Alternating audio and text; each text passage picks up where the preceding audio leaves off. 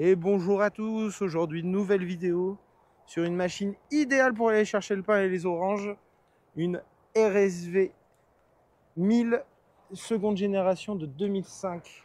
Et c'est une R, c'est pas une factory, mais elle a été entièrement préparée. Donc on va commencer par le tableau de bord tout simplement. Compteur d'origine, petit régulateur FH020 ici, au moins là, il refroidit bien. Les mètres cylindres d'origine, hop, en semi-radial, pareil pour l'embrayage. Petite particularité, comme elle fait du circuit, en fait, il n'y a plus de compteur, il n'y a plus rien, il n'y a plus de contact. Plus besoin de la clé, on appuie là directement et on peut démarrer.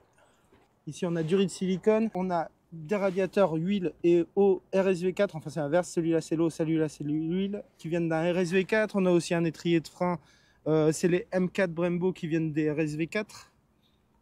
La fourche Showa d'origine qui a été entièrement préparée par Tech System. Ensuite, on a des disques de RSV4 aussi, petit garde-boue carbone. Les jantes, c'est pas des OZ, c'est pareil que sur les Tuono, c'est les Aprilia basiques, en alu-moulé. Là, il a ajouré pour refroidir un peu, je pense. Ici, on a le quick shifter qu'on a monté, le même qu'on a monté sur la vidéo de l'Hayabusa.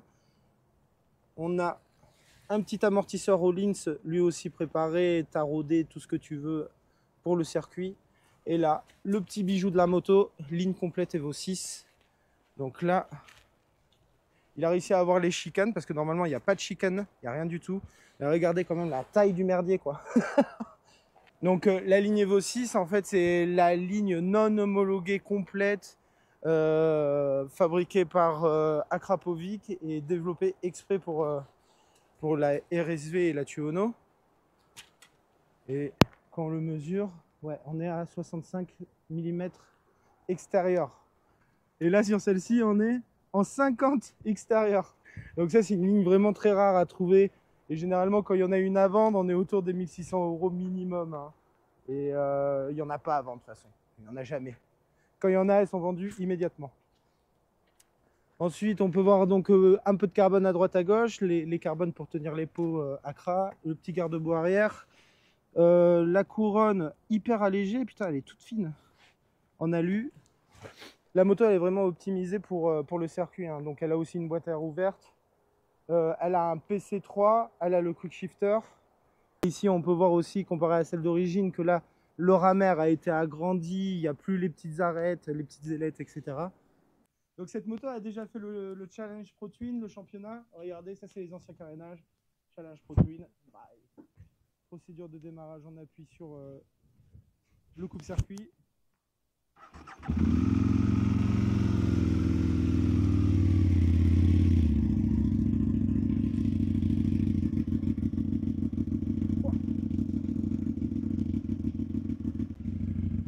Donc comme elle a un PC3, elle a vraiment une cartographie qui a été entièrement faite pour elle, dédiée pour cette moto.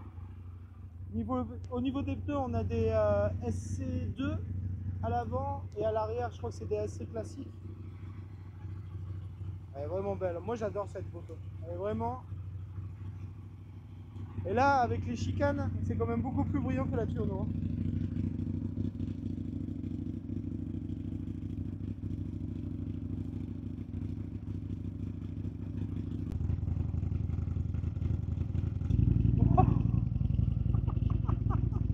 Oh le bruit! Oh le bordel!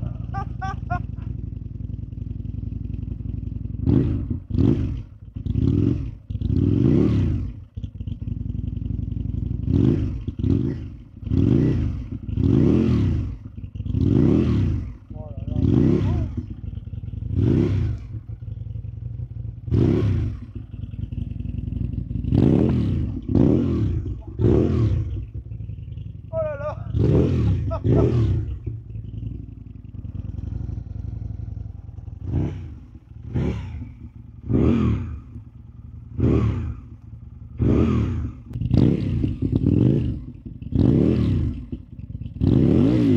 Voilà. Le bruit de dingue qu'a fait quoi.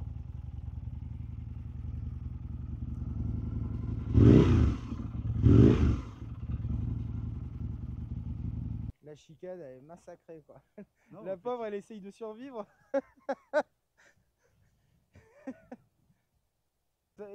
Quand tu vois une chicane qui est fendue là, généralement... ouais, parce qu'il n'y a pas de chicane pour la Evo 6 normalement. Il y a pas grand chose à dire parce qu'en fait, il y a tout qui a été fait dessus. Donc techniquement, c'est un monstre de guerre, quoi, c'est tout.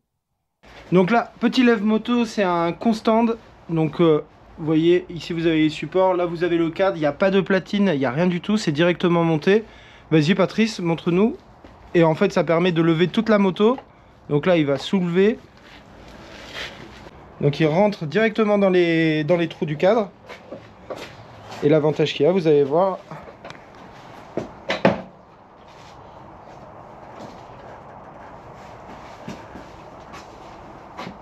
Et voilà. Et on a plusieurs positions. Et il y a plusieurs positions, plus ou moins haut. Ce qui permet aussi de vraiment bouger la moto dans tous les sens. Et comme Patrice me disait, en fait, comme vous n'avez pas de platine, vous voyez, vous rentrez directement dans le cadre. Comme il n'y a pas de platine, ici, tu prends la platine, tu la retournes et tu mets les embouts de l'autre côté. Ce qui permet aussi de la lever côté droit. Donc par exemple, si tu veux faire le kitchen, etc., ben, tu mets la béquille dans ce sens-là et ça te permet d'avoir accès à la chaîne, etc. Donc ça aussi, c'est un gros avantage. Et en plus de ça, tu bouges la moto dans tous les sens, quoi. Tu la retournes comme tu veux. C'est vraiment... Là, pour ça, c'est vraiment la classe, ça. Il y a plusieurs réglages dessus. Et voilà. Là, il la lève encore plus. C'est vraiment... t'as pas de pont élévateur ou quoi, tu vas à un truc qui marche bien, qui prend pas trop de place. La béquille, le lève-moto comme ça, c'est vraiment ce qu'il y a de top, de mieux. Et donc ça, c'est quoi? C'est 250 € à peu près avec? Plus? Suivant les promos qu'il y a chez... je l'ai pris chez... Comment ça s'appelle? Motea. Motea. Suivant les promos, il y a des fois, il y a moins 50%. Ah ouais. Je l'ai payé 149. 149 € avec la platine. Avec la platine, ouais. Bah ça va, 149 €. Déjà, tu regardes, t'achètes une béquille pour la roue arrière, t'achètes une bike lift, t'es à 90 € déjà. J'espère que cette petite présentation très rapide vous a plu. Il n'y a pas grand chose à dire parce qu'en fait, il y a tout qui a été fait dessus. Donc techniquement, c'est un monstre de guerre, quoi, c'est tout. Merci d'avoir suivi la vidéo. J'espère que ça vous a plu. Petit commentaire, petit like, petit j'aime, petit partage entre amis. Merci d'avoir suivi la vidéo. On se rejoint plus tard pour d'autres vidéos. Ciao les mecs.